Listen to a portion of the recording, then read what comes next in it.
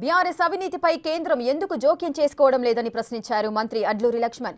కాంగ్రెస్ హయాంలో ఎక్కడ అవినీతి జరిగిందో కేంద్ర మంత్రి అమిత్ షా చూపించాలని ఆయన డిమాండ్ చేశారు. బీజేపీ బీఆర్ఎస్ల మధ్య చీకటి ఒప్పందం బయటకు రావాలన్నారు.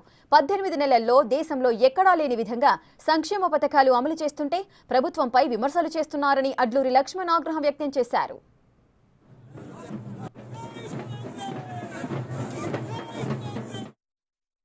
కాంగ్రెస్ పార్టీ రాహుల్ గాంధీ గారి నేతృత్వంలో పేదవాళ్ళకు మంచి జరగాలని చెప్పి గౌరవ ముఖ్యమంత్రి వారు చేస్తున్నట్టు 18 నెలల్లో కూడా చేస్తున్న పేద వాళ్ళకి ఇస్తున్న సంక్షేమ కార్యక్రమం కళ్ళకు కనబడతలేవా? రాష్ట్రంలో మన అధికారంలో 10 సంవత్సరాల పేదవారికి ఒక్కరికి ఇల్లు ఇచ్చిందా? 10 సంవత్సరాలకి వెళ్ళి అధికారంలో బీఆర్ఎస్ పార్టీ వరకు ఒక్కరికి రేషన్ కార్డు ఇచ్చిందా? ఈ విధంగా ఇన్ని సంక్షేమ కార్యక్రమాలు చేస్తుంటే ఏదో ఒక మాట మాట్లాడే కేంద్రం నుంచి నేను వచ్చిన హోంశాఖ మంత్రిగా నేను వచ్చినా కాబట్టి ఈరోజు ఈ యొక్క ప్రభుత్వం ఏదో ఒక బురద జల్లాలని చెప్పి బురద జల్లే కార్యక్రమం తప్ప నిజంగా మీరు కేంద్రంలో అధికారంలో ఉన్నారు.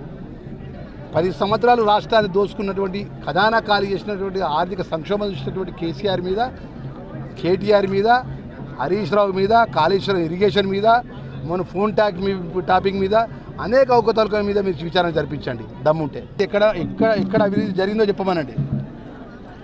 ఎక్కడ అవినీతి జరిగిందో చెప్పమనండి. కేంద్ర హోంశాఖ మాత్రమే ఆయనకు మొత్తం ఏజెన్సీ ఉంటాయి కదా, శాఖల ఏ డిపార్ట్మెంట్లో ఎన్నో అవినీతి జరిగింది ఈ 18 నెలల్లో చెప్పమనండి.